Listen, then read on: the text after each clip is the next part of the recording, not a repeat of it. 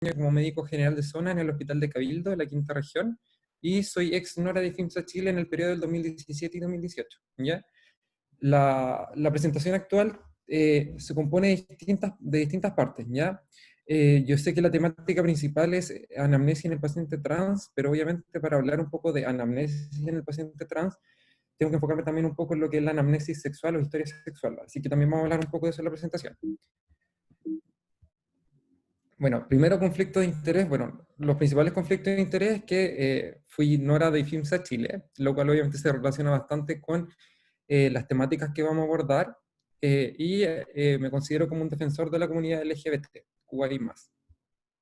Las competencias a desarrollar dentro de esta presentación van a ser principalmente conceptos básicos de la comunidad trans, aspectos básicos de la entrevista sexual, las barreras que existen principalmente para la implementación de la anamnesis sexual en la práctica clínica y las estrategias para poder integrar la entrevista sexual en la práctica clínica habitual. Bueno, este es como el índice o mapa de ruta, como quieran decirle, que vamos a tratar hoy. Y vamos a terminar con una pequeña actividad práctica que me gustaría que igual participaran harto al final. Entonces, importante destacar que existen varios estudios respecto a la importancia de la anamnesis sexual como en la entrevista clínica y en el manejo de la práctica clínica de los profesionales de la salud. Acá yo puse algunos estudios, papers del año 2000 hasta uno del año pasado, que habla sobre revisiones como tanto de la literatura como estudios propiamente más bien clínicos o estudios de campo, sobre los beneficios de la educación en anamnesis sexual a los estudiantes del área de la salud para la atención de los distintos pacientes, ¿ya? Y vemos que la inclusión de la anamnesis sexual ha mostrado ciertos beneficios que van a exceder a los costos. Los beneficios tienen que ver más bien como con la conexión y los beneficios para el paciente en sí mismo, y los costos principalmente que más se vieron como en los estudios eran en relación a temas de tiempo, ¿ya? Porque como vamos a ver, el poder desarrollar una anamnesis sexual como ideal implica bastante tiempo que nosotros vamos, como bien sabemos, en la práctica clínica nos vemos como un poquitito más limitados, ¿ya? Y lo otro importante es que también en estos estudios se ha demostrado que la inclusión de la educación en historia sexual o la educación sexual en la malla curricular de los estudiantes de medicina ha mostrado beneficios tanto para los propios estudiantes en cuanto al autoconocimiento de su propia sexualidad y para reconocer también problemáticas en los pacientes. Es decir, se demostró que en los grupos intervenidos donde se les enseñaba sobre educación sexual propiamente tal, estos grupos posteriormente tenían mayor avidez en poder determinar ciertas problemáticas de los pacientes en relación a su esfera sexual, versus los grupos que no se le había educado previamente.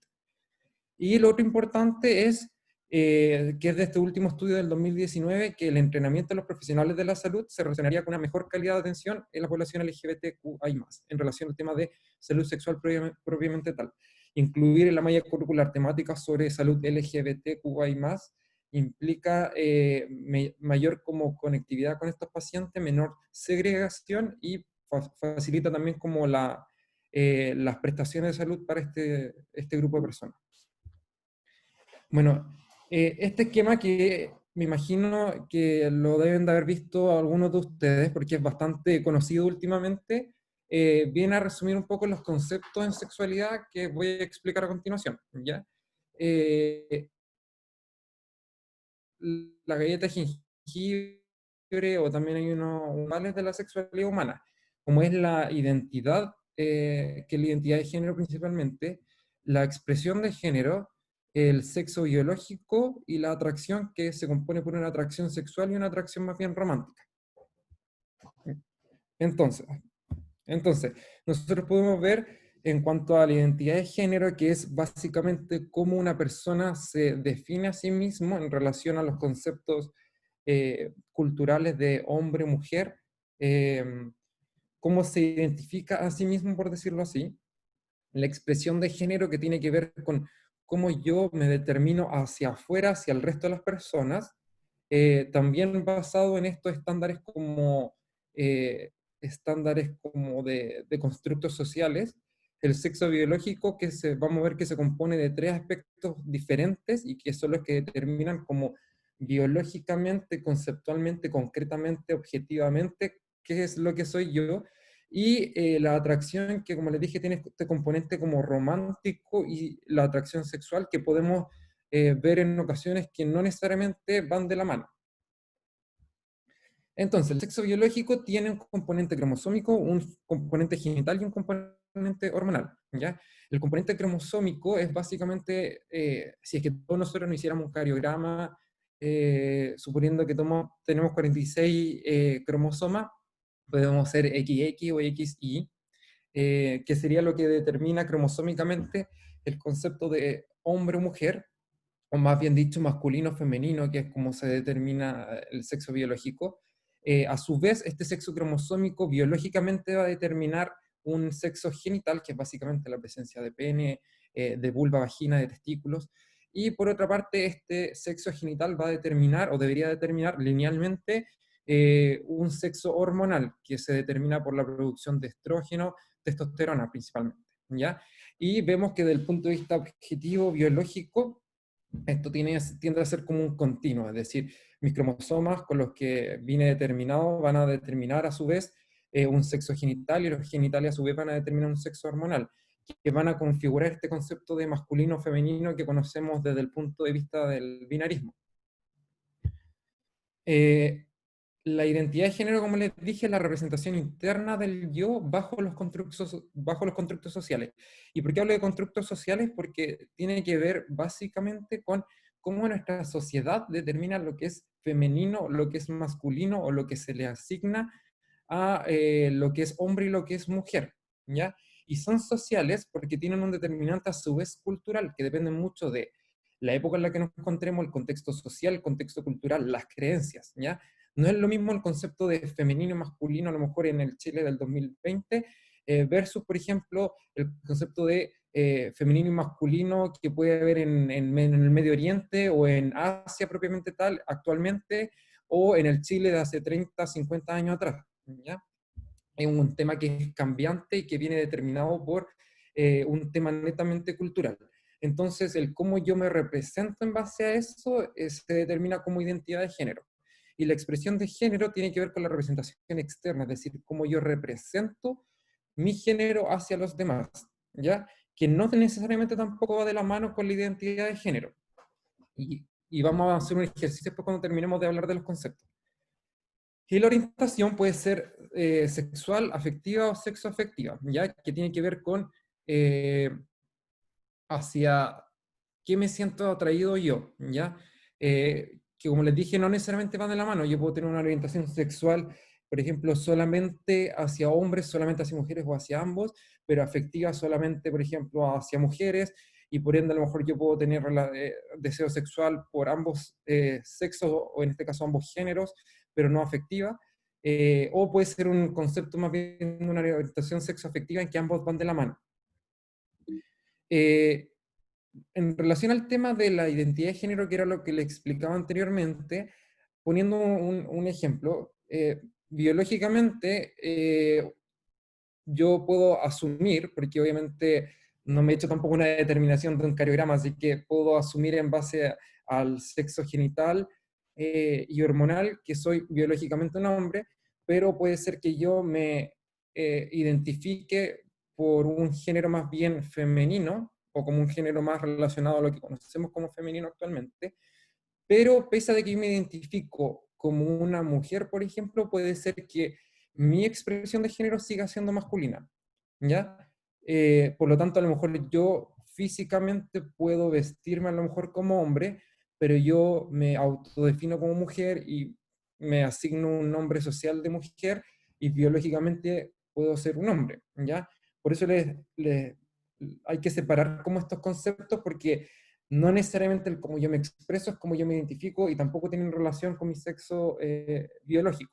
Y todo eso tampoco tiene relación con mi orientación sexual, porque, por ejemplo, yo puedo ser biológicamente un hombre que se identifica como mujer, que se expresa como hombre, tiene una expresión de género masculina, pero mi orientación sexual, por ejemplo, puede ser sexoafectivamente hacia las mujeres, ¿ya? Entonces yo, por ejemplo, me identifico como mujer, me gustan afectivamente y sexualmente las mujeres, pero yo me expreso como hombre y soy biológicamente hombre, ¿ya? Y en base a estos conceptos se van formando una serie de posibles, entre comillas, combinaciones que van a determinar que cada individuo del punto de vista sexual sea diferente. Y si queremos complejizar un poco más las cosas y verlas de un punto de vista más realista, tampoco podemos definir que existe solamente un sexo biológico hombre-mujer o que existe una identidad de género que sea femenina o masculina o hombre-mujer, sino que existe todo un espectro entre medio de estos conceptos que muchas veces son generados de un punto de vista cultural. Por lo mismo,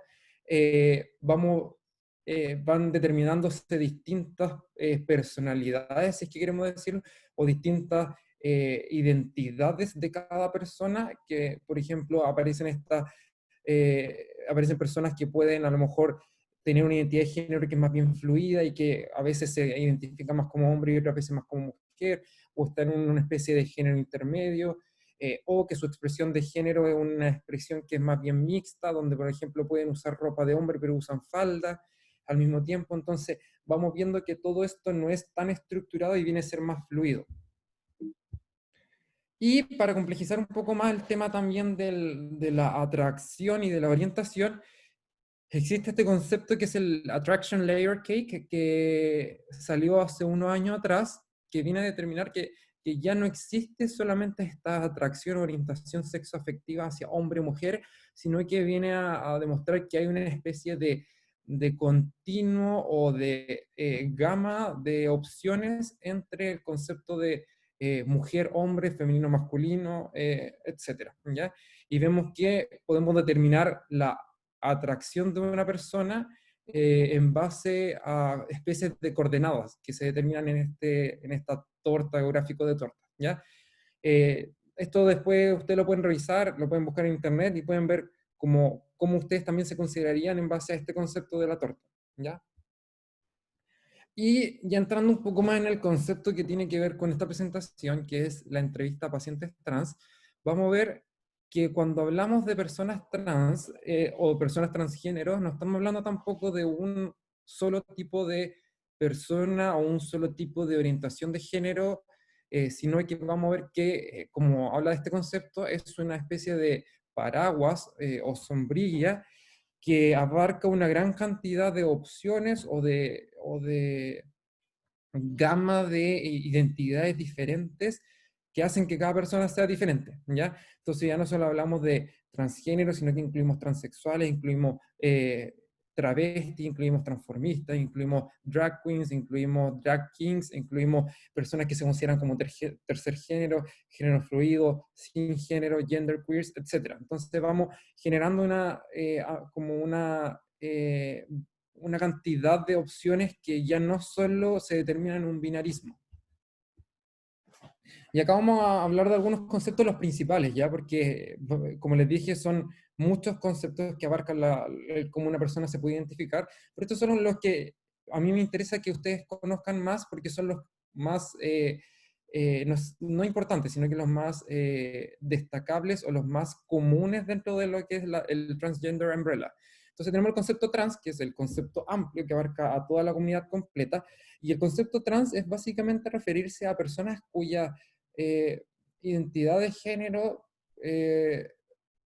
no se relaciona en cierto modo con su sexo biológico. Y acá viene el concepto de transgénero, que se puede usar como sinónimo de trans, que es que la identidad de género o la expresión de género no es concordante con el sexo biológico. Por ejemplo, yo les decía, yo biológicamente puedo ser un hombre, pero me identifico como mujer, o no me identifico 100% como hombre. O a veces me identifico como hombre y otras veces como mujer. Entonces, eso viene a determinar este como espectro de opciones que ya no se basan en lo que es el ser cisgénero, que cisgénero básicamente es que mi identidad de género concuerda con mi sexo biológico, ¿ya?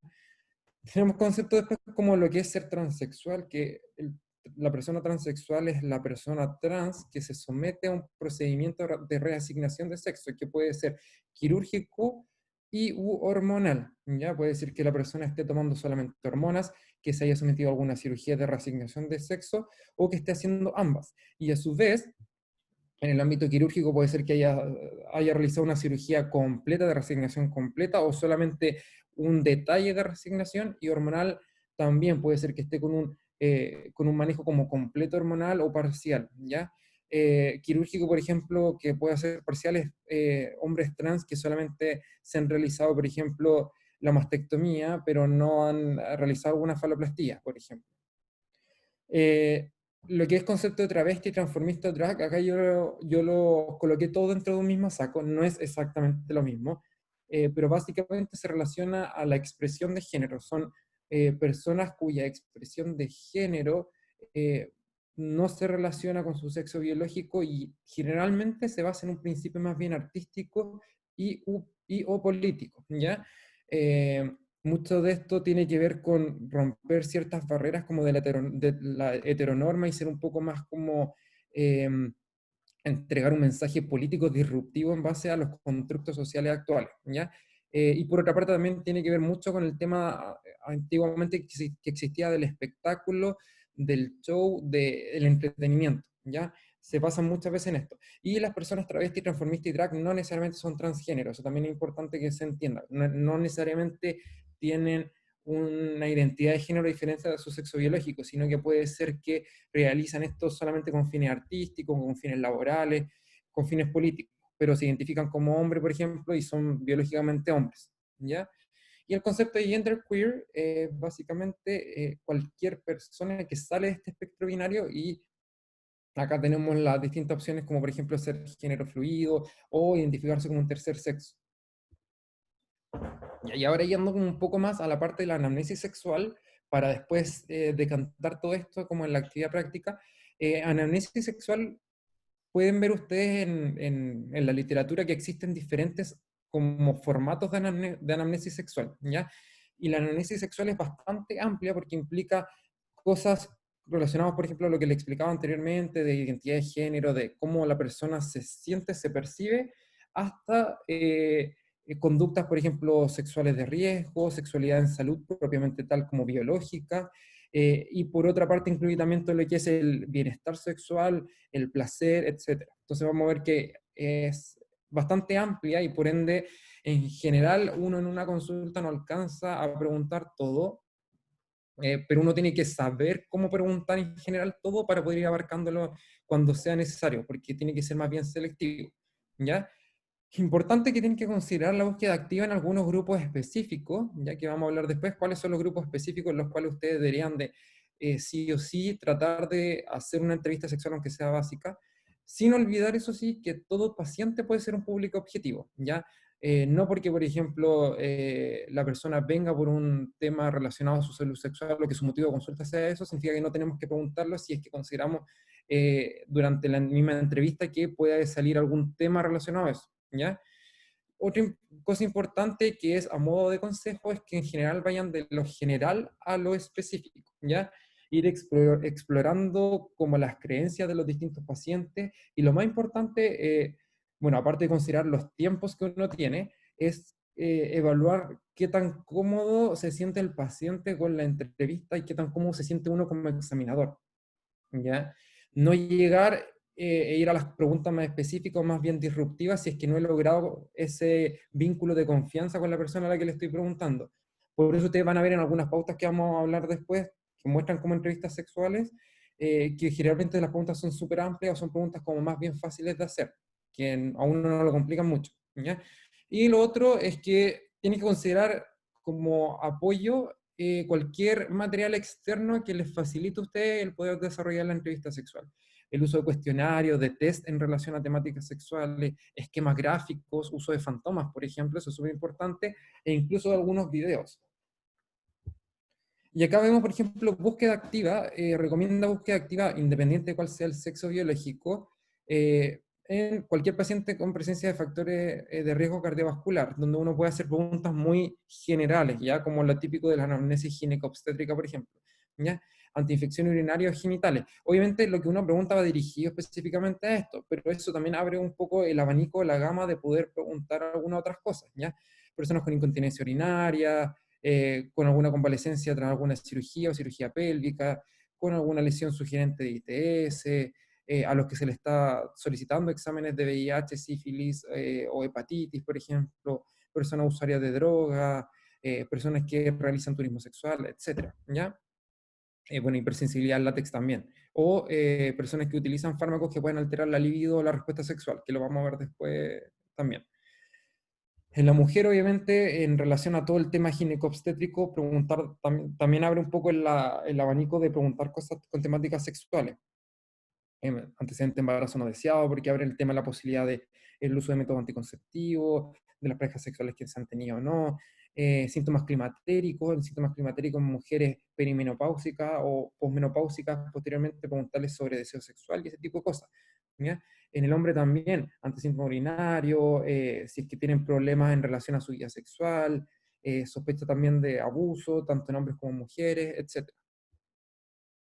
Y como les expliqué, el concepto de siempre ir de lo más general, por ejemplo, preguntar datos puberales, edad a la que llegó la primera menstruación o a las que iniciaron las poluciones nocturnas, que son las primeras eyaculaciones nocturnas, las primeras experiencias sexuales que tuvieron, si hubo conductas de riesgo o no, si es que tienen relaciones actuales, y respuestas sobre el ciclo sexual, si es que tienen algún problema en su vida sexual actual en cuanto al tema del deseo, de la excitación y del orgasmo. Son preguntas un poco más generales, ¿ya? Yo sé que a lo mejor para el que no está acostumbrado a preguntar sobre esto, uno puede decir, chuta, ¿cómo pregunto esto? A lo mejor un poco específico hablar sobre la respuesta del ciclo sexual en las personas. Pero en general son preguntas que pueden ser, ir de las manos si es que uno va como linealmente en cuanto a un esquema bien organizado de la entrevista sexual que vamos a ver después. Y así como estas son las preguntas más generales, vamos a ver que vamos a llegar a preguntas más específicas. Por ejemplo, preguntar sobre cómo funciona el tema de la familia. Formación religiosa es súper importante, la culpabilidad en cuanto a la religión, por ejemplo.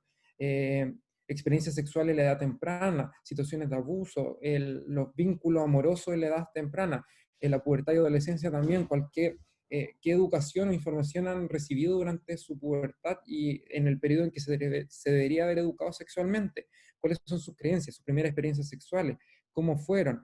Eh, Conducta sexual como respecto al tema de algunas situaciones de riesgo, por ejemplo, si conversan o no con la pareja, si es que tienen relaciones que son con coartación o, por ejemplo, relaciones muchas veces que no quieren, impositivas, por decirlo así, con la pareja, por qué lo hacen, si se conversan estas situaciones, si tienen dificultad o problemas sexuales en cuanto, por ejemplo, a lo que hablábamos del deseo, de la excitación, del orgasmo, expectativas respecto al tema de la sexualidad, que esperan de la terapia sexual, si que ustedes están ya realizando alguna terapia probablemente tal, y ir determinando, por ejemplo, la motivación hacia el cambio, ¿ya? Y acá el Carro Leslie Sanz, que es un tema, una especie como de herramienta o cuestionario que nosotros nos permite como ir orientando un poco las problemáticas en la esfera sexual, en base principalmente a los problemas como sexuales del ciclo sexual, del deseo, de la excitación y del orgasmo, que son los componentes del ciclo,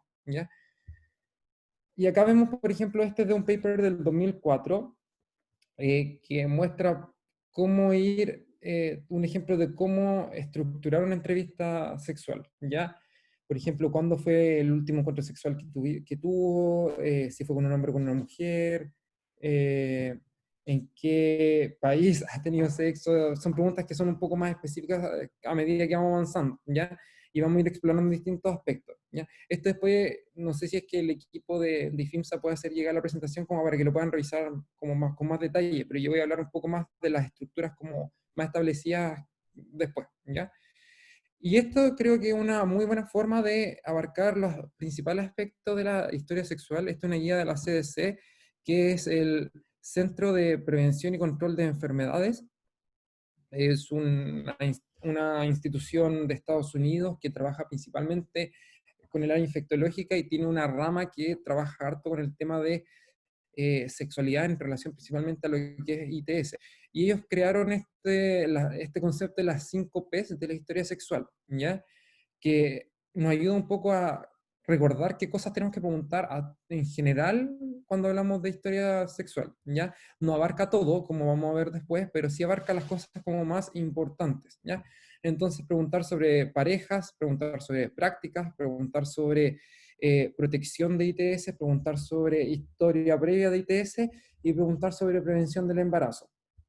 Y acá vamos viendo algunos tips de cada uno de los aspectos.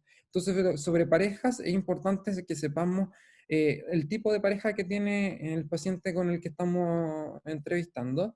Eh, por ejemplo, si él o la paciente tiene relaciones con hombres, mujeres o ambos, o con alguien que no se identifica como ni hombre ni mujer, esas cosas igual a nosotros nos importa un poco en temáticas en relación como a las prácticas sexuales, como vamos a ver después, en relación a la constitución de cuál es cómo se identifica la persona también, ¿ya? Porque nos orienta un poco también al tema de la orientación sexual, la orientación sexoafectiva.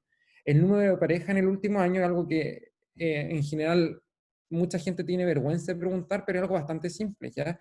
A experiencia personal, la mayoría de los pacientes no lo toman muy mal, ¿ya? Uno generalmente tiene que preguntarlo con bastante seriedad sin pensarlo, porque si al final uno lo duda, como que el paciente nota que uno está nervioso y también se pone nervioso al responder. Otra importante es preguntar si es que las parejas que el paciente o la paciente o el paciente eh, tienen otras parejas, ¿ya? Porque eso implica mayores conductas de riesgo en cuanto a posibilidad de mayor transmisión de algunas infecciones si es que no se toman ciertas medidas de resguardo. Y otra cosa importante en relación a las parejas, si es que con alguna pareja se ha recibido violencia física, psicológica y o sexual, ¿ya? Respecto a las prácticas y protección de ITS, bueno, lo principal es tipo de práctica sexual. Y hay acá hay unos tips principalmente para pacientes trans, que esto es basado en una guía que salió el año 2015, que en general recomiendan no preguntar específicamente como puntualmente por tipos de prácticas sexuales, sino que preguntar así como, ya, ¿y qué tipo de relaciones sexuales tienes? Como una pregunta un poco más abierta, cosa de no hablar como sobre conductas sexuales específicas que puedan llevar a que uno estigmatice en base al sexo biológico, por ejemplo, a la otra persona, ¿ya? Uno puede preguntar dirigidamente, por ejemplo, si tiene relaciones sexuales vaginales, anales, orales, si tiene, por ejemplo, roce sexual, frote, ese tipo de prácticas, o distintos tipos de práctica como, no sé, sexo con más de una persona a la vez, etcétera. O puede preguntar abiertamente como qué tipo de prácticas sexuales realiza o cómo en general qué tipo de sexo practicas, ¿ya? Y importante el uso de métodos de barrera u otros, cómo la persona se cuida, si es que se cuida de ITS, si usa condón masculino, femenino, si que usa algún otro método de barrera, ¿ya? La última vez que tuvo relaciones no seguras, porque puede haber sido que a lo mejor tuvo relaciones no seguras hace 10 años o puede ser que haya sido el día anterior. Y es diferente una persona que hasta corto tiempo todavía sigue teniendo relaciones no seguras porque a lo mejor es un nicho donde uno puede educar, ¿ya? Si la o las parejas han tenido relaciones no seguras también, por lo mismo que les comentaba anteriormente.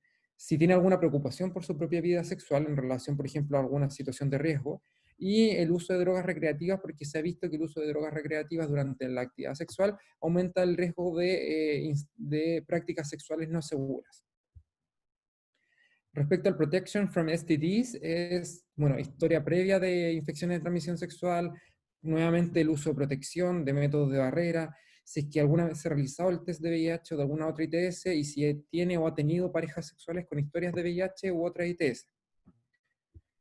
Y finalmente el pregnancy plans es, bueno, en el caso de que sea biológicamente una mujer con posibilidades de fecundar o eh, una persona que también tiene posibilidades de fecundar con una mujer biológica, bueno, si es que están buscando embarazo, si tiene proyección de tener embarazo a mediano o a largo plazo, cuántos hijos quiere tener, ese tipo de cosas, si es que se están cuidando para no quedar embarazada, y las preocupaciones o dudas en relación a el tema del embarazo, ¿ya?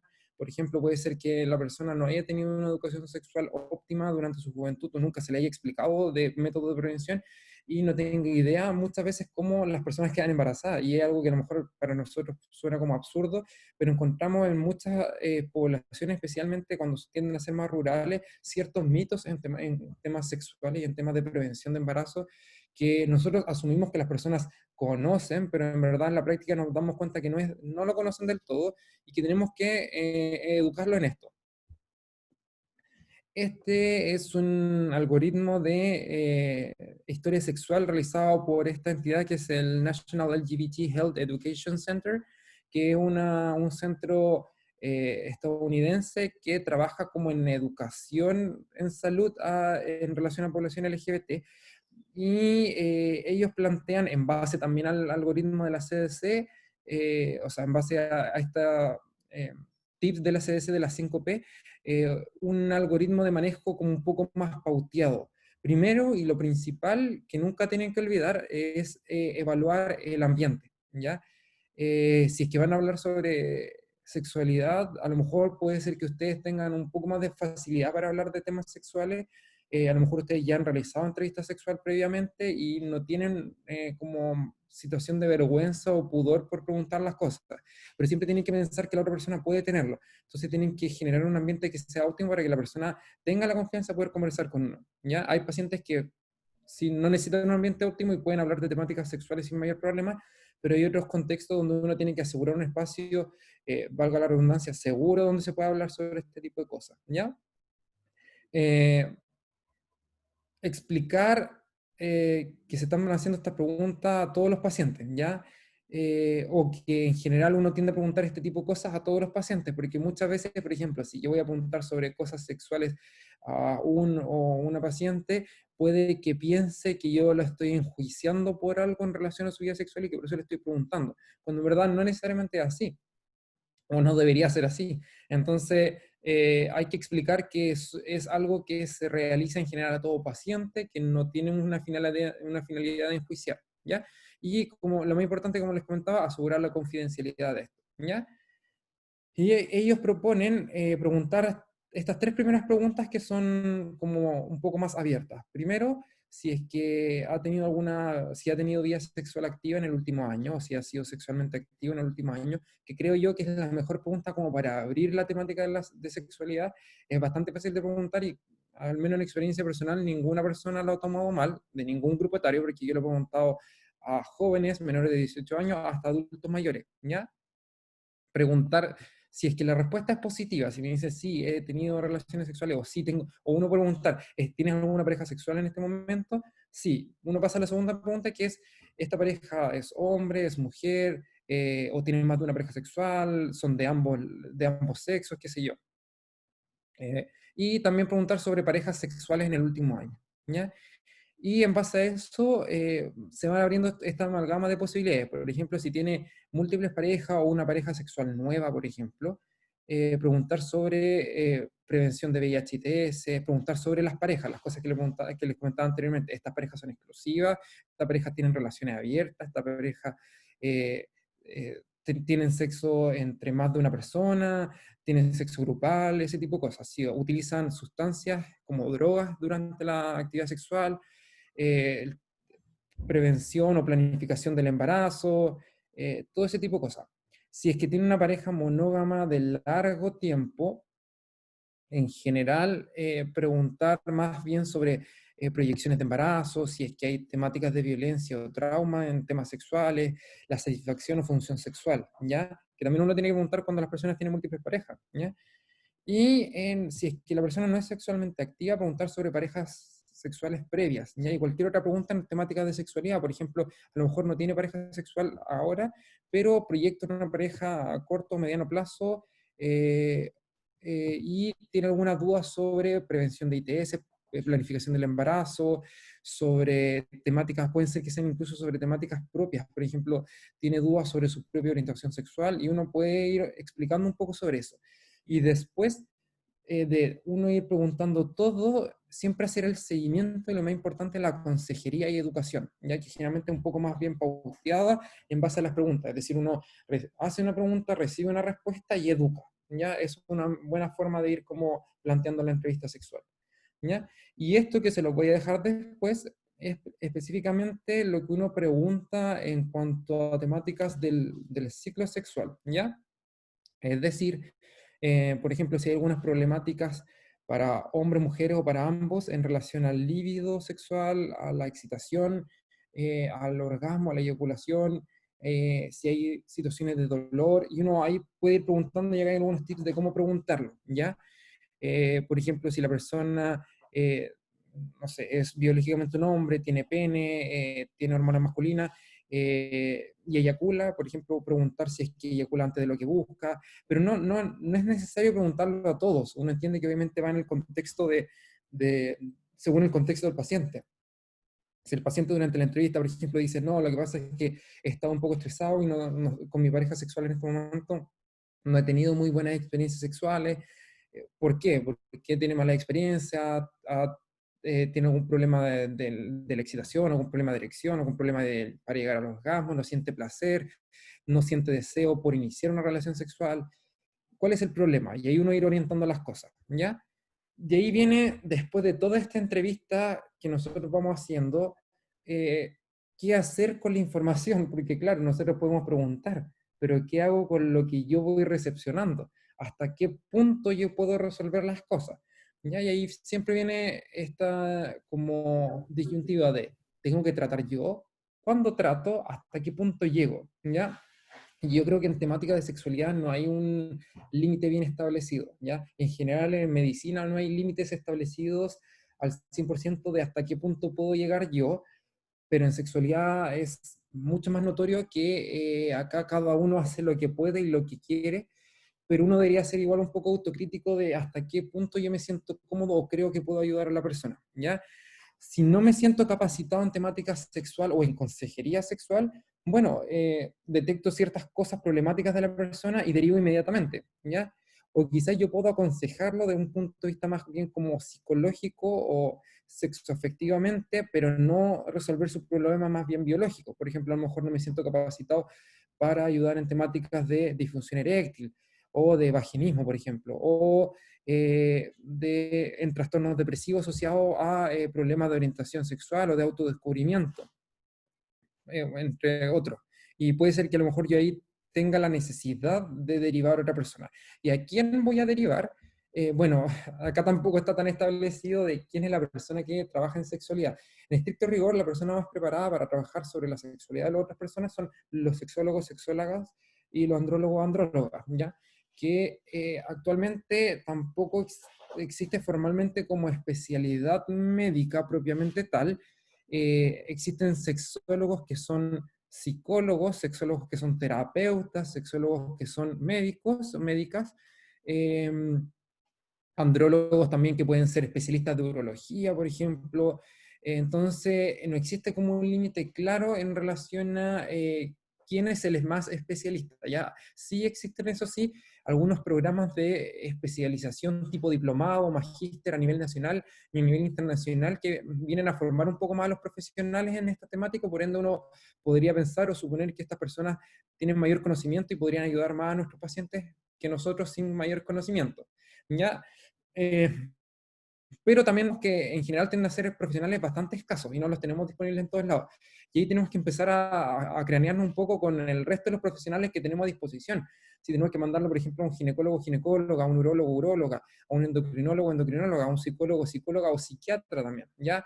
Obviamente según el contexto de nuestro paciente, ¿ya? Y ahí vamos a ver que existen ciertas barreras para poder realizar una entrevista sexual óptima, ¿ya? Y yo sé que, les vuelvo a repetir, yo sé que esta presentación era sobre entrevista sexual en pacientes trans, pero hay ciertos aspectos que son independientes si la persona es o no trans. Y las barreras en general tienden a ser bastante similares porque son intrínsecas al tema de sexualidad, ¿ya? Y vamos a ver que existen estas barreras para los profesionales de la salud, que en este caso voy a hablar de médicos, médicas, para los pacientes y barreras del sistema de salud propiamente tal. Y las barreras para los profesionales de la salud son principalmente, bueno, lo más importante, o a juicio mío creo que una de las cosas más importantes es que en los programas de pregrado, posgrado y la formación continua no existe educación en temáticas de entrevista sexual, de anamnesis sexual, de sexualidad en sí, de salud sexual, ¿ya?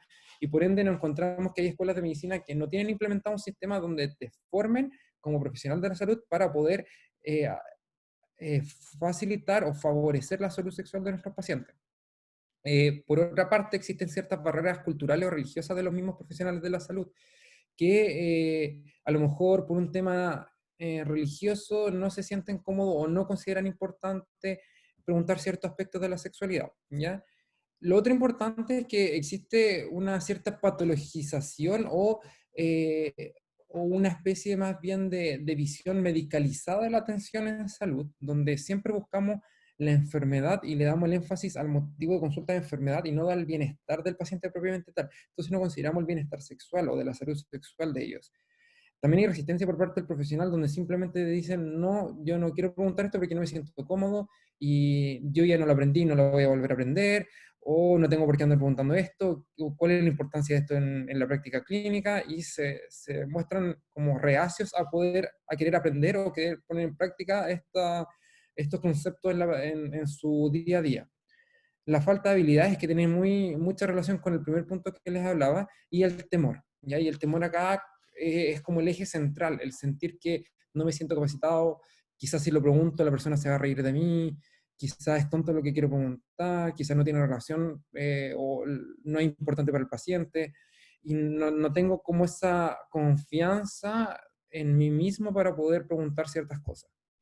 Las barreras del paciente, bueno, el pudor, que es súper importante, el temor a ser juzgado. Puede ser que el paciente no hable sobre su sexualidad porque piensa que el profesional lo va a juzgar.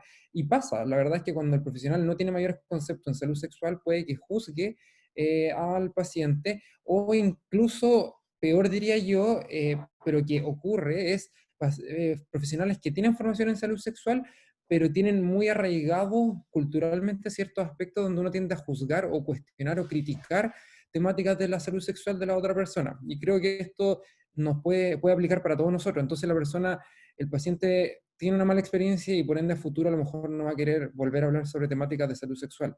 Temor a la exposición, puede ser que haya más personas alrededor, no sea un box bien privado, ¿ya?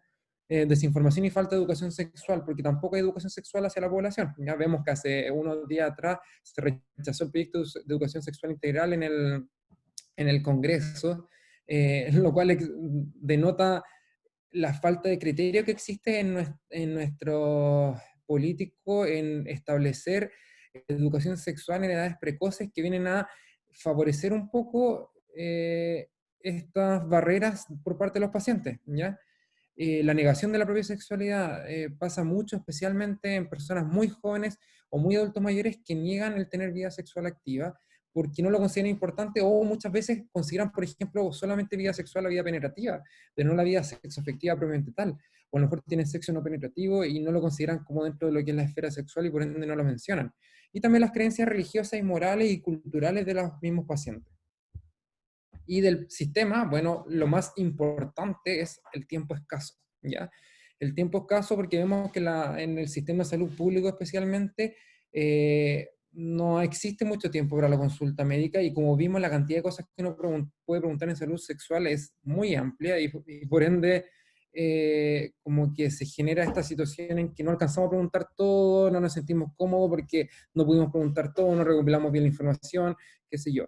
Hay poca prioridad de la salud sexual en el sistema, y eso es porque el sistema de salud no considera, a pesar de que está como un derecho garante a nivel de la OMS y está dentro de la Constitución el derecho a la salud, vemos que del dicho al hecho hay mucho trecho, como se dice, y no se prioriza o no se trabaja en políticas públicas de salud sexual como se trabaja, por ejemplo, en políticas públicas de salud de otras temáticas, ¿ya? No es que no se trabajen, se trabajan pero en menor medida, y por ende no hay un presupuesto, por ejemplo, para salud sexual en la población. No existe mucho ese como sentido de priorizar o de considerar la salud sexual de las personas como algo importante. Hay problemas de infraestructura, no podemos preguntar confidencial, no podemos asegurar la confidencialidad en todos lados. Si estamos, por ejemplo, en urgencia, tenemos un biombo que separa una camilla del otro y por ende no podemos preguntar muchas cosas con tanta facilidad. y existe poca colaboración en el concepto de salud-educación. No hay una estructura que unifique en la salud a nivel nacional con la educación para educar en salud sexual a nuestra población en general. En cuanto a algunas sugerencias para llevar una buena entrevista sexual, especialmente a pacientes trans, eh, bueno, generalmente las fichas clínicas, cuando uno llama al paciente aparece el nombre, ¿ya? El nombre orienta bastante, especialmente ahora que se aprobó el derecho al cambio de nombre y de sexo registral.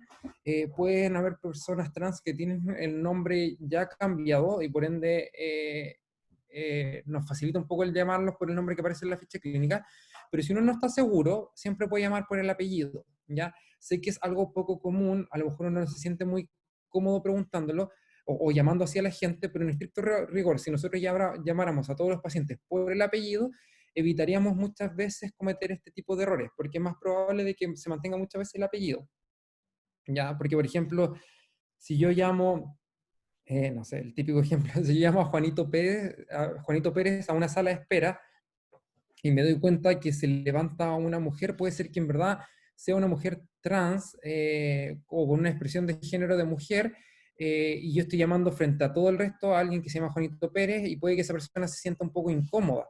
En cambio, si yo llamo, no sé, Pérez Donoso, por ejemplo, que son los dos apellidos, puede ser que esa persona se levante, nadie asuma de que yo lo llame como hombre o mujer y se sienta mucho más cómodo, sin pasar como por esta situación de sentir que lo están enjuiciando. Otra cosa importante es evitar expresiones que indiquen género. Ya esto tiene que ver mucho con el tema del lenguaje inclusivo, que en la práctica clínica y práctica diaria es muy difícil o nos complica a veces llevarlo a cabo porque no estamos culturalmente educados en esto. Y algo que hace poco irrumpió en nuestra sociedad, que ha sido bastante criticado, el poder generar un lenguaje un poco más inclusivo y que creo yo que la importancia de tener un lenguaje inclusivo es un poco igualar, generar una igualdad o equidad en temáticas de género, y por otro también favorecer el correcto desarrollo de la identidad propia de las personas, ¿ya? Eh, por ejemplo, el no hablar del otro necesariamente como femenino o masculino si es que no tengo mayor claridad, o si es que la persona no me lo ha definido, o si es que en verdad me cuesta mucho llegar y preguntarle a la persona, apenas ingresa al box, ¿cómo prefieres que te llame? ¿Cómo prefieres cómo te sientes identificado? ¿Prefieres que te llame como él, ella o ello? Etcétera, ¿ya? Otra cosa importante es que tiene que ver con no patologizar, es no indicar tratamiento psicológico psiquiátrico innecesario, ¿ya? No, las personas trans no es un tema patológico, ¿ya? Actualmente lo que se conoce en temática de salud mental es el concepto de disforia de género, que tiene otra como visión no patologizante propiamente tal, sino que se refiere como a la sensación de angustia o de ansiedad relacionada a que yo tengo una identidad de género diferente a mi sexo biológico y que no viene determinado necesariamente por mí mismo, sino que es la ansiedad o la angustia que me genera el resto. Entonces, ahí hay un tema de salud sexual, o sea, de salud mental propiamente tal, pero que no significa que porque la persona sea trans está enferma, sino que es porque la sociedad enferma mentalmente a esta persona porque no logra comprenderlo, no logra como integrarlo, o más que integrarlo, no logra comprenderlo, sí. Lo otro importante de sugerencia, bueno, asegurar privacidad, que es lo que les comenté varias veces durante la presentación. Privacidad, confidencialidad y respeto, escuchar atentamente, permitir los espacios de intercambio y respetar los silencios de la otra persona. Si no quiere hablar o no quiere responder, yo ya tengo que dejar de insistir, ¿ya? Y por ende, no indagar en cuestiones que la persona no desea compartir, ¿ya? Si, por ejemplo, la persona no quiere hablar de qué tipo de prácticas sexuales tiene y es algo totalmente válido, no voy a seguir insistiendo en eso, ¿ya? Asumir una actitud y tono que no resulten valorativos o sancionadores, ¿ya? Por ejemplo, no enjuiciar. Si la persona me dice que tiene múltiples parejas sexuales, no tengo por qué enjuiciar eso o criminalizarlo. Puede ser que esa persona que tenga múltiples parejas sexuales se cuide mucho más o tenga mayor empoderamiento sexual que yo mismo, que a lo mejor tengo una pareja sexual, pero a lo mejor esa pareja no es exclusiva o esa pareja sexual tiene otras parejas sexuales o no me cuido, ¿ya? Brindar información en términos claros y comprensibles, especialmente en cuanto a la consejería y educación. No presupone las orientaciones sexuales ni las prácticas de la otra persona. nunca olvidar la estructura de una historia clínica general, ¿ya? No porque estemos haciendo una historia clínica sexual significa que no tengo que preguntar por motivo de consulta, por los antecedentes crónicos, por los antecedentes quirúrgicos, por los antecedentes psicosociales, por la anamnesis próxima, todo ese tipo de cosas, ¿ya? Y siempre considerar la consejería final o diferida. Entonces acá vemos, por ejemplo, el concepto de la historia clínica, con el motivo de consulta, la análisis remota y la análisis próxima, ¿ya? Y acá voy a ver si es que puedo colocar acá el chat, porque, o si pueden ir respondiendo los mismos moduladores de la presentación, porque vamos a hacer esta actividad práctica que trata principalmente de suponernos ante un caso, ¿ya? Y como yo trabajo acá en Cabildo, necesito, o sea, vamos a colocarlo en el contexto mío, ¿ya? Para que también ustedes entiendan que existen diferentes contextos donde uno puede ver pacientes, ¿ya? Y voy a ir haciéndoles como, les voy a ir colocando el contexto y me gustaría que ustedes fuesen diciendo como qué le preguntarían a esta persona como para ir orientando un poco en relación a su motivo de consulta, pero siempre también ligado al tema de la entrevista sexual, ¿ya? Entonces usted va a ser médico, médica o médica del Hospital de Cabildo, que para que entienda, es una... Voy a abrir al tiro el chat mejor. Ya. Es una ciudad con una población aproximada de 20.400 habitantes, donde aproximadamente el 90% se atiende por FONASA, por ende, en la mayor cantidad de los pacientes se atiende en el hospital donde usted trabaja. Y usted está atendiendo en el policlínico de morbilidad, donde tiene para atender a cada paciente desde el ingreso hasta que termina la atención completa 20 minutos, ¿ya? Son aproximadamente las 10:15 de la mañana y usted tiene la agenda completamente llena de atención, por ende no puede pasarse del tiempo. Y acude este o esta paciente de 21 años que vive en Cabildo, vive con sus abuelos maternos y una prima, ya tiene 21 años y está cursando cuarto año de enseñanza media. Y acude por dolor en la zona del abdomen y pelvis de larga data. Entonces, como para ir ordenándonos, ¿qué cosas preguntarían ustedes?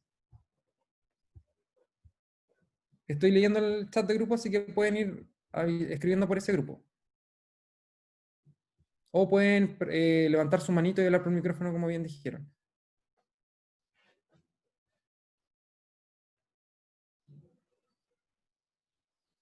Ya, muy bien. Lo primero que hay que preguntar, como dice Ignacio, es no olvidar, como les dije, la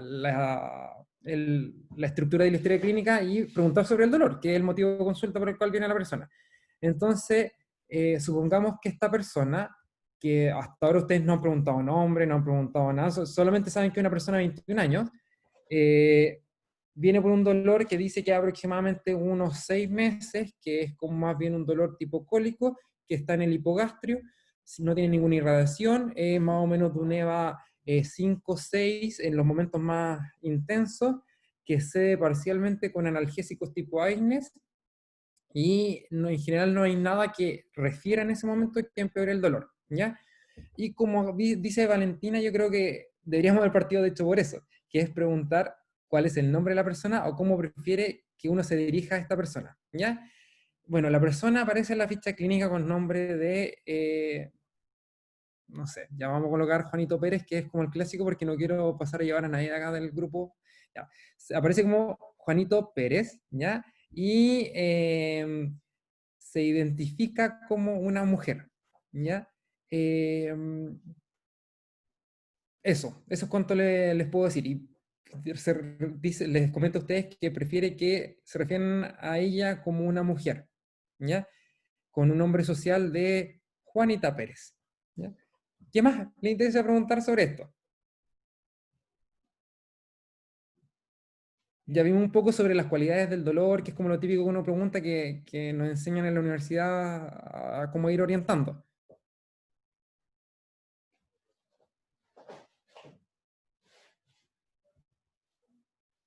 ¿No? ¿Nadie más tiene como alguna idea de cómo ir dirigiendo como la entrevista? Ya, síntomas acompañantes. Muy bien, Dani. Síntomas acompañantes, por ejemplo, ella dice que de repente tiene algunas como náuseas, vómitos, no tiene ni diarrea, no ha tenido fiebre, no ha tenido molestia urinaria y refiere además asociado a esto que desde que empezó con las molestias ha estado también previamente, o como unos meses antes, un poco más angustiada, de que ha estado como con problemas para dormir, de que en la mañana despierta sin ánimo y que en general anda bastante lábil emocionalmente. Sofía pregunta si es que la paciente es sexualmente activa. Bien, recuerden que si queremos incluir lo que es la entrevista sexual, que es parte de lo que tenemos que hacer en esta práctica clínica, una de las mejores preguntas para orientar la entrevista sexual es si es que es sexualmente activa. Y no, no es sexualmente activa, no tiene relaciones sexuales, en este momento no tiene parejas y refiere que no ha tenido tampoco parejas sexuales. Connie pregunta si es que toma medicamentos. No, no toma medicamentos. Fue una vez donde un psicólogo, porque por estos síntomas como del desánimo y todo, que le sugirió que igual viese un psiquiatra porque estaba sospechando que tuviese un trastorno depresivo. Y le habían sugerido tomar un antidepresivo, pero no la ha querido tomar. Los tiene, pero no los toma. ¿Ya? No tiene ningún antecedente crónico, no ha sido operada tampoco de nada. ¿Ya?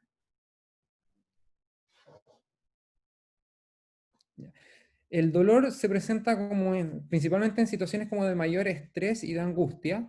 Y en relación a eso, un tip, ustedes le preguntan, ¿por qué está angustiada? ¿Por qué está triste? ¿Qué es lo que le ocurre? Porque uno podría sospechar quizás un dolor un poco más bien psicosomático, si bien un diagnóstico que uno tiende a descartar un poco como al final, como es de descarte, pero nos refirió a la historia de que estaba angustiada hace hartos meses, de que estaba durmiendo mal, de que tuvo que ir al psicólogo, que no se está tomando medicamentos. Entonces uno pregunta, ¿por qué? ¿Qué es lo que sucede? Y ahí es cuando les comenta que efectivamente ha estado teniendo algunos problemas con su familia porque sus abuelos no saben el tema de que Juanita se identifica como Juanita, lo siguen llamando como Juanito, lo presionan mucho en relación a temas de conseguir pareja de sexo femenino. Ella dice que tiene una atracción sexoafectiva hacia los hombres, lo cual le preocupa porque no sabe cómo lo pueden tomar sus abuelos, que son bastante religiosos, como gran parte de la población de la ciudad donde vive, eh, que ha podido hablar esto con su prima con quien vive, pero su prima que tiene 25 años no tiene idea de cómo poder ayudarle. Y en relación a cómo ha podido ir superando esto, no tiene muchas redes de apoyo, Juanita, eh, no tiene muchas amistades, porque en el colegio también sufría situaciones como de bullying, y ha intentado en varias ocasiones también hacerse daño y quitarse la vida con los medicamentos que le dio el psiquiatra. ¿Alguien quiere preguntar algo más?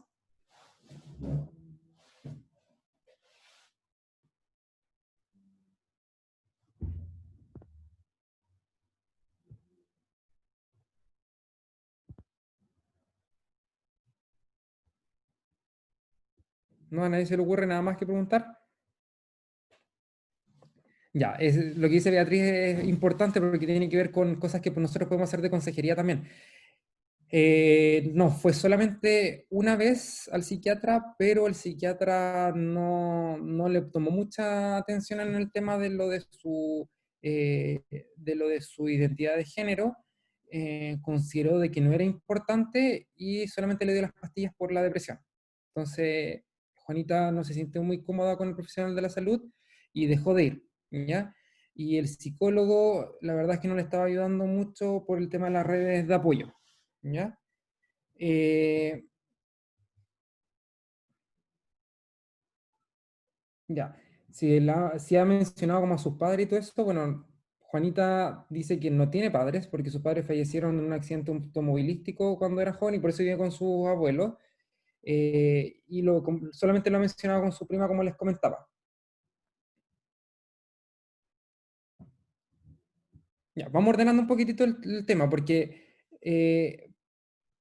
recuerden que tenemos que preguntar algunas cosas de temática de salud sexual en el contexto de la paciente. Primero, estamos en un box privado, por ende podemos preguntar a lo mejor unas cosas más profundas. Segundo, nos vamos dando cuenta que Juanita está agarrando confianza con nosotros como para poder contarnos algunas cosas un poco más personales respecto al tema de su ideación suicida, respecto al tema de su vínculo con el resto, respecto al tema de su identidad de género, ¿ya? Por ende, podemos ir notando que a lo mejor tiene esa cercanía de poder comentarnos algunas cosas más. Y vamos nuevamente al esquema que yo les comentaba de cosas que uno va preguntando, y vemos que no ha sido sexualmente activa, no ha tenido parejas sexuales, pero nos falta preguntar si es que tiene alguna duda respecto a temáticas de su sexualidad, porque dijimos ya, a lo mejor no tiene redes de apoyo en cuanto a su familia, no tiene redes de apoyo de amigos. Podemos preguntarle si ha buscado algún grupo de ayuda como para autoconocerse en temáticas de identidad de género, que preguntarle respecto a temas de si tiene alguna preocupación respecto a su sexo biológico, si ha pensado alguna vez, por ejemplo, en realizar algún proceso de transición con hormonas o con alguna cirugía, cómo se veía a futuro, si es que siempre se ha sentido mujer o no, ese tipo de preguntas que uno puede ir indagando como para también ir orientando un poco la entrevista clínica, en este caso, del caso de Juanita, ¿ya? Eh, ¿Por qué? Porque puede ser que a lo mejor si nosotros demostramos que estamos preocupados como por el contexto de Juanita, Juanita pueda sentirse un poco más aliviada, tenga la confianza en volver a consultar con nosotros, porque lo más probable es que en los 20 minutos de entrevista no logremos solucionar el problema de Juanita. Lo más probable es que solo nos hayamos dado cuenta de que el dolor de abdomen de Juanita tiene un componente psicosomático importante, que no hay ningún cuadro como orgánico que nos oriente a la causa del dolor, suponiendo que obviamente lo examinamos y no encontramos nada. Solo con la entrevista clínica nosotros podemos abrir un abanico de posibilidades futuras, que tiene que ver con el tema del seguimiento, ¿ya? Juanita nos dice, por ejemplo, que tiene intereses sexuales en hombres. Preguntarle si ha tenido alguna pareja como afectiva, si es que si ha tenido alguna relación, a lo mejor no sexual, pero sí alguna pareja previa o algo por el estilo. Y ahí ir viendo algunas redes de apoyo también para nuestra paciente, ¿ya? Eh, Ese es como la, el contexto en el que generalmente uno en la práctica termina haciendo la historia sexual. Vemos que no es algo como muy bien ordenado, vemos que la mayoría de los pacientes nos viene necesariamente por algo relacionado con su salud sexual, pero si nosotros somos un poco ordenados en cuanto a las cosas que hay que ir preguntando, podemos lograr un poco más de comodidad respecto a cómo los pacientes interactúan con nosotros, ¿ya?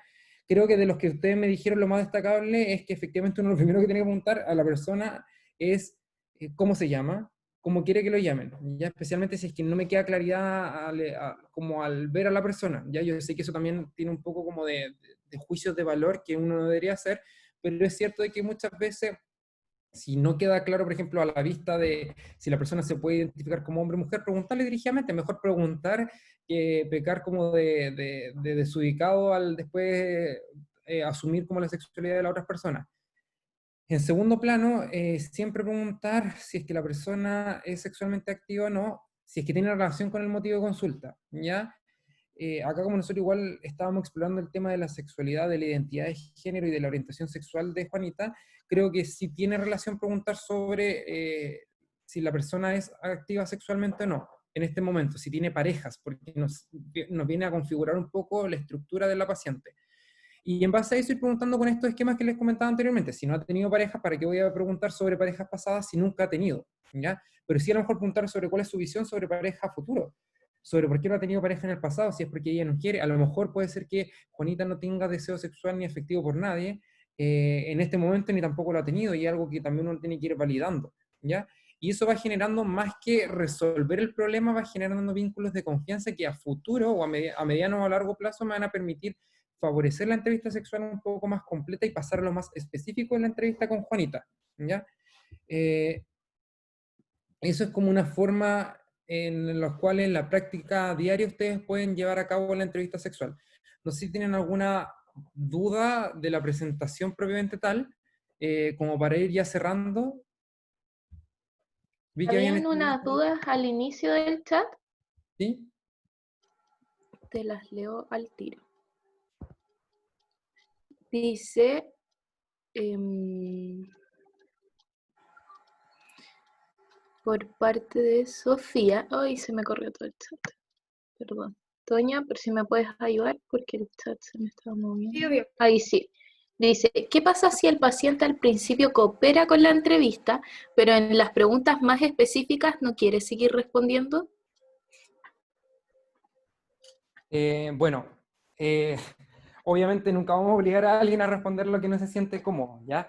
Yo creo que el límite en la anamnesis sexual lo pone finalmente el paciente, más que uno mismo, ¿ya?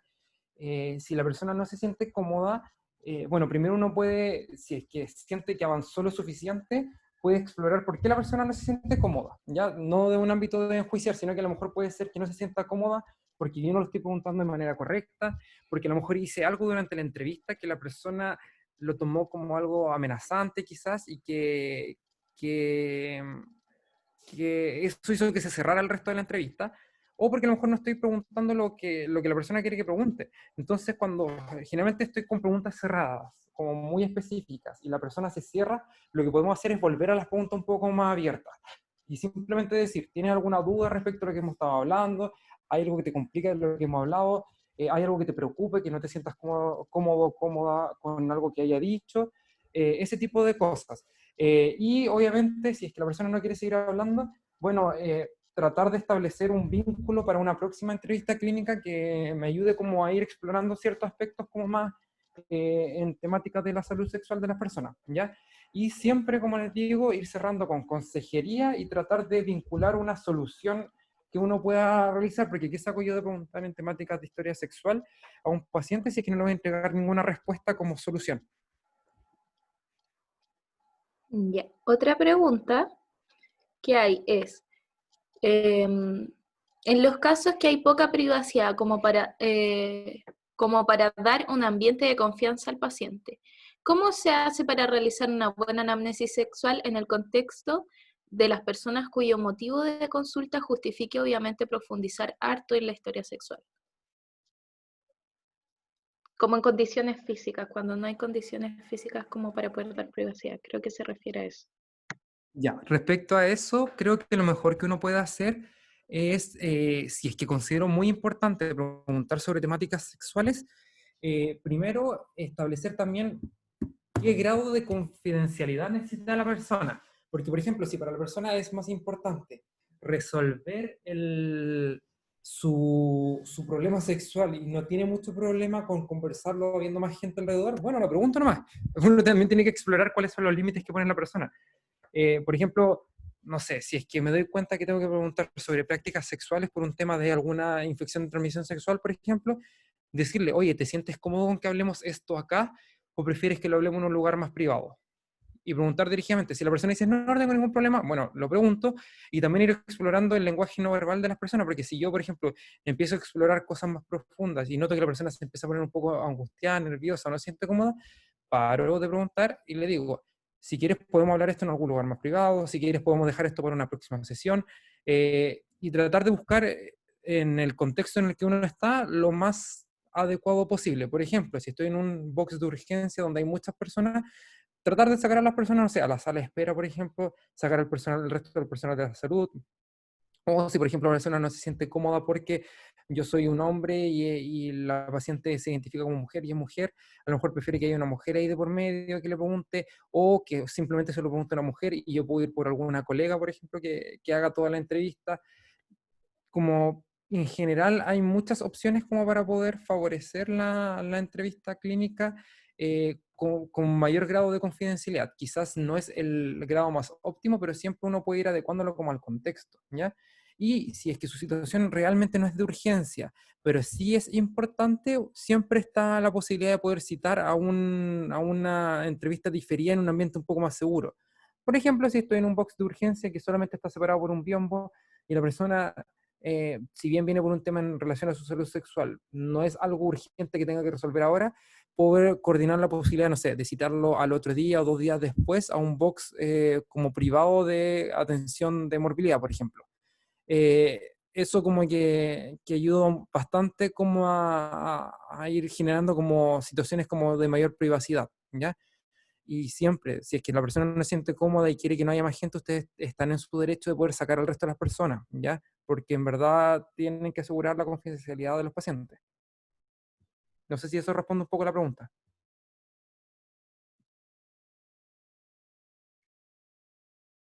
A ver, sí, ahí pusieron que sí.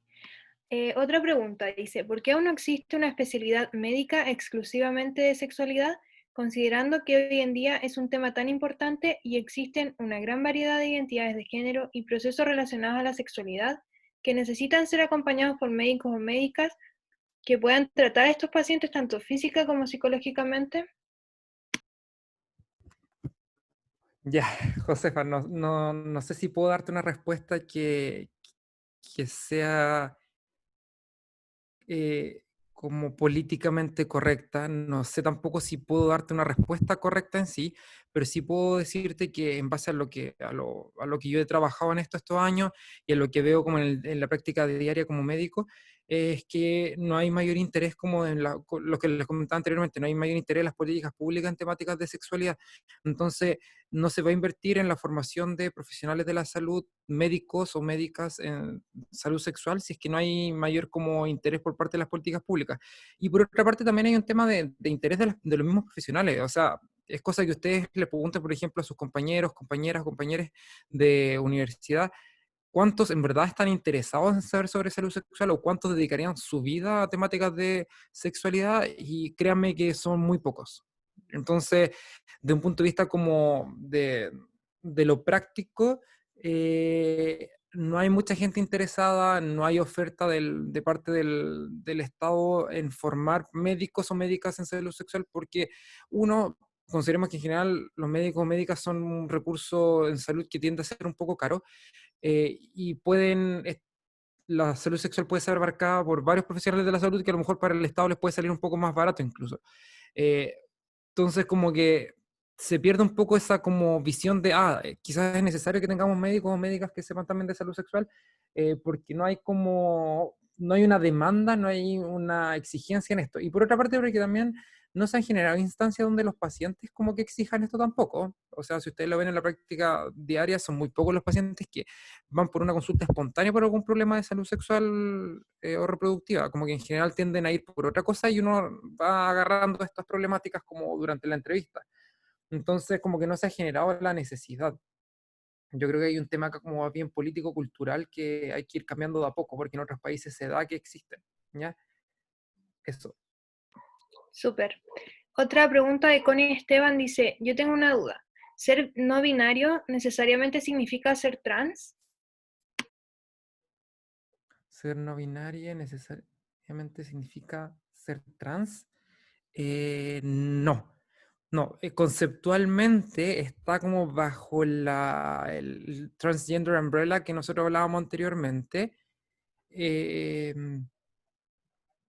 porque ahí están los conceptos, por ejemplo, de género fluido, de cosas de, por ejemplo, de ser transformistas, de ser drag, que son personas que no necesariamente son transgénero, pero que sí están dentro del concepto de que tienen una expresión de género, por ejemplo, diferente. Cuando se refiere a ser no binario, hay dos conceptos como del no binario o no binaria, en este caso, que es, por ejemplo, tener una expresión de género no binaria o tener una identidad de género no binaria. Si yo tengo una identidad de género no binaria, conceptualmente estaría como bajo el alero del concepto de ser trans, ¿ya?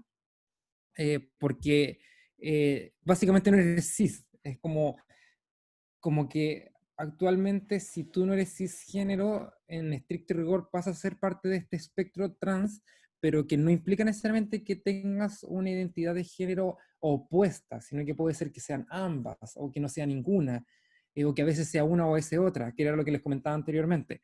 Y respecto a la expresión de género, también en cierto modo se relaciona un poco con el concepto de trans, pero tiene que ver un poco más, por ejemplo, con las conductas como de ser más, por ejemplo, vestimentas más bien andróginas o vestimentas que son más queer o que no siguen los constructos como sociales de cómo las personas se tienen que vestir, pero a lo mejor, como les decía anteriormente, yo puedo ser un hombre biológico que me identifico como hombre, por ende soy cisgénero, pero me gusta vestirme con accesorios o ropa de mujer, porque mi expresión de género es así. Entonces, o tengo una expresión de género que no calza ni como hombre ni mujer y por ende sería no binario como conceptualmente, pero igual yo me considero cisgénero, entonces ahí no sería necesariamente trans. Por eso es como, por eso yo tiendo a separar harto el concepto de expresión de género versus identidad de género, porque no necesariamente van de la mano. No sé si eso explica un poco la respuesta, o sea, la pregunta, perdón. Ya, hay otra pregunta en el chat que es de Daniel Núñez que dice, ¿el abordaje que tenemos en estas preguntas o el enfoque que deberíamos tener dependerá de la edad del paciente? Pregunta que sí depende. Por ejemplo, ¿el enfoque que le demos a las preguntas será distinto en una persona de 60 años que en una de 17 años? Sí, sí, perdón. Sí, el abordaje va a depender de varios factores, no solo de la edad. Puede ser que yo, el cómo aborde esta entrevista en una persona de 17 años versus otra persona de 17 años va a ser muy diferente y va a depender de las creencias de la otra persona, de la cultura de la otra persona, de dónde es la otra persona, de si viene la otra persona sola o no, por ejemplo.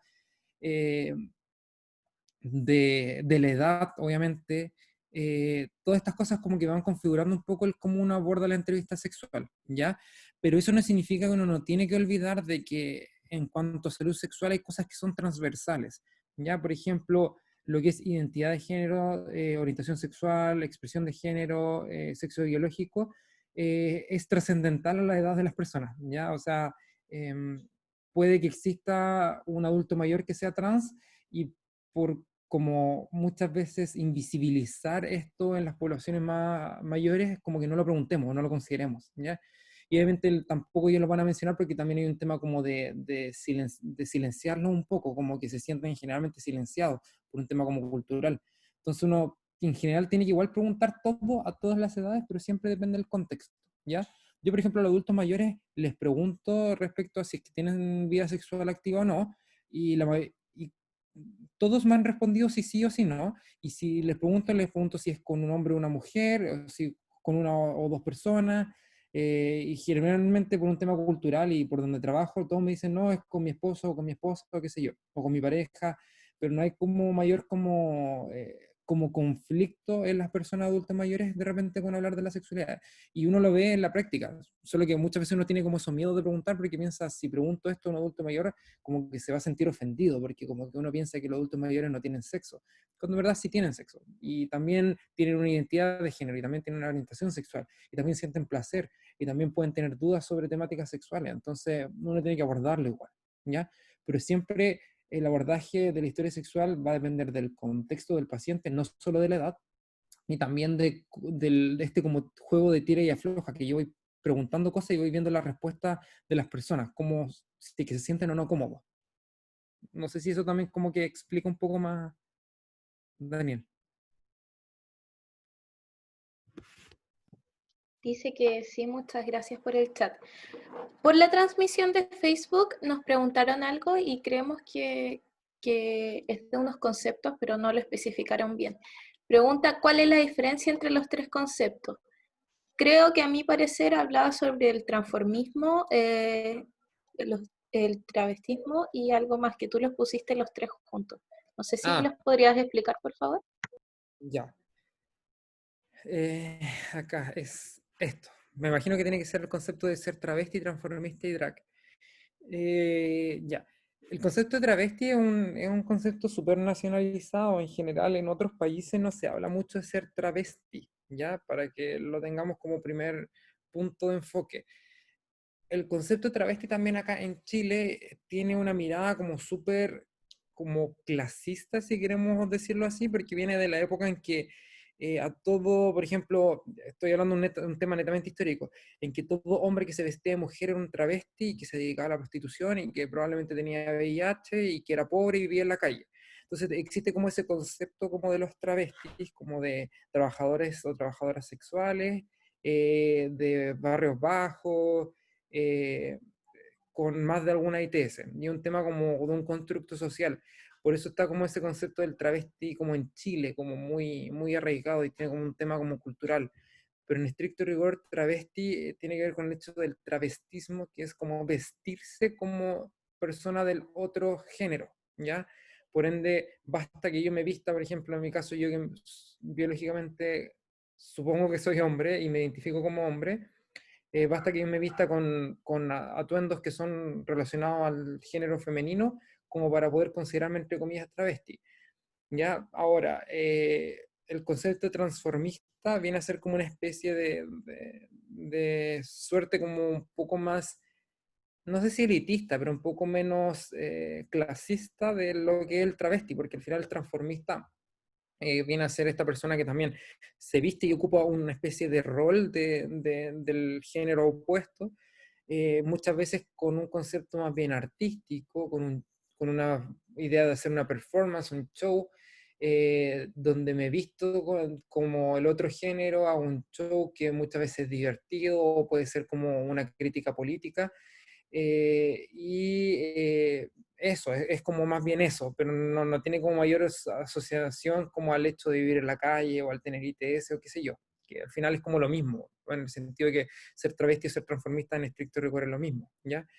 Eh, y el concepto de drag viene un poco más como de lugares como más internacionales, en el sentido de que en otros países, especialmente los de habla inglesa, existe este concepto de drag queens y drag kings, que son personas que también visten y generan un personaje del género opuesto, muchas veces con nombre, con personalidades que son a veces hasta distintas, también con un rol como artístico, y que además el origen del concepto de las drag queens y de los drag kings viene con un concepto muy, muy político de cuando empezaron estos cambios sociales en la época de los 60, 70 y 80, especialmente en Estados Unidos, donde hubo el levantamiento de las minorías sexuales, en este caso, y salían disfrazados a las calles como para ser un poco más bien disruptivos, ¿ya?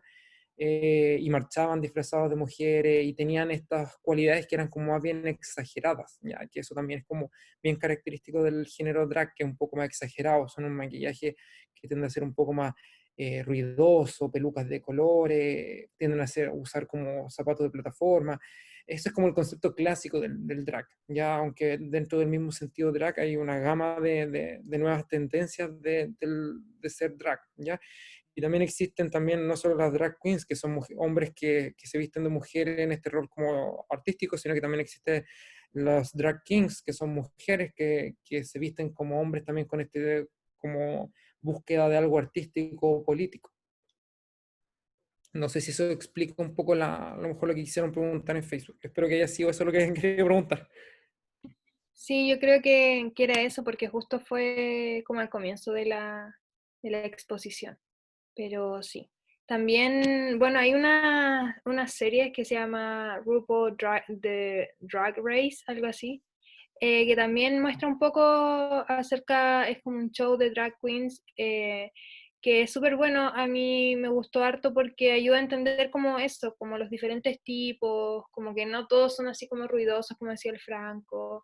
Hay otros como mucho más minimalistas, hay otros que se dedican como, no sé, a un maquillaje como más artístico, y es súper interesante. Dicen que Pose es una serie muy buena al respecto, también.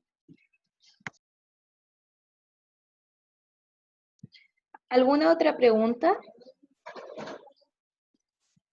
por el chat para poder aclararla? Me parece que no hay más preguntas, Franco. Ya. Bueno, muchas gracias entonces a todas las personas que asistieron a la presentación. Espero haber podido como aclarar un poco más los conceptos.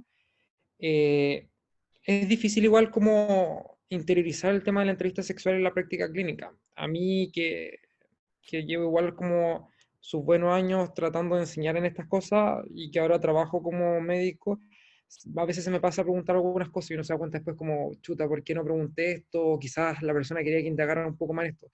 pero son cosas que uno va de a poco interiorizando a medida que lo va preguntando. Y yo creo que si ustedes no lo preguntan o no lo consideran preguntar, se les va a pasar, ¿ya? Y nunca lo van a hacer.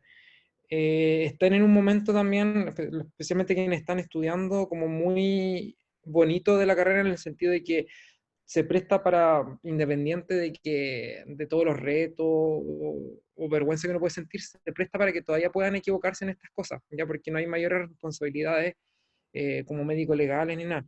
Entonces, pese a todas las como vergüenza que ustedes pueden sentir de que los tutores o el resto de sus compañeros se rían por preguntar estas cosas, traten de ir incluyéndolas de a poco y enséñenle al resto que también son cosas importantes, que tienen cierta relevancia en poder considerar los aspectos de una vida sexual como íntegra de los pacientes y considerar al paciente como un todo y no solo como una enfermedad.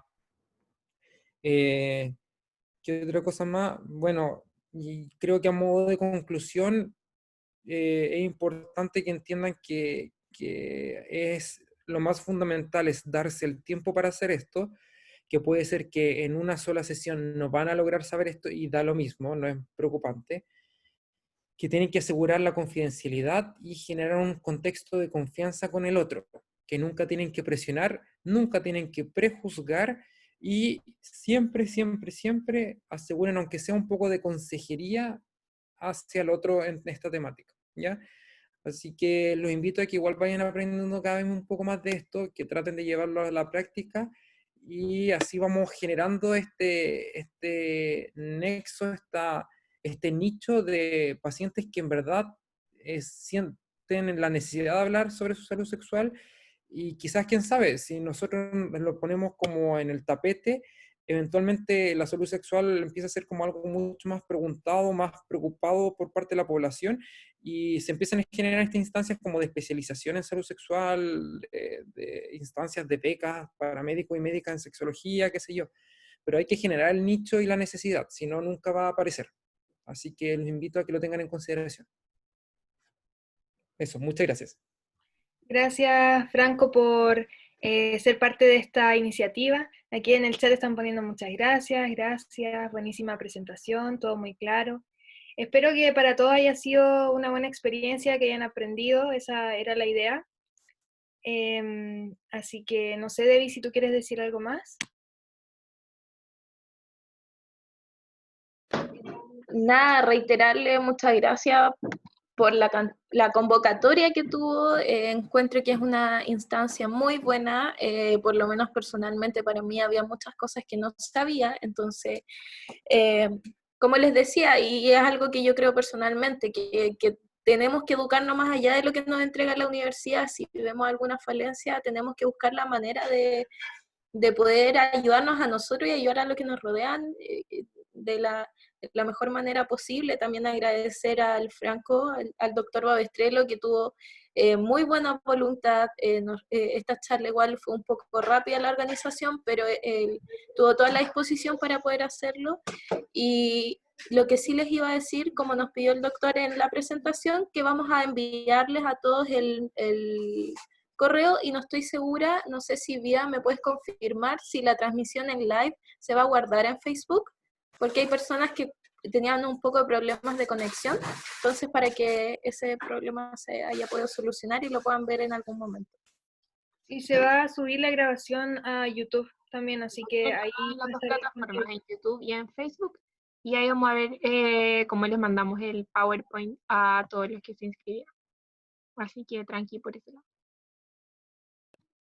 Creo que ahí ya estábamos concluyendo. Así que eso, esperamos que se puedan dar más instancias así y nada, quedo muy contenta y agradecida de que esto pueda haber pasado.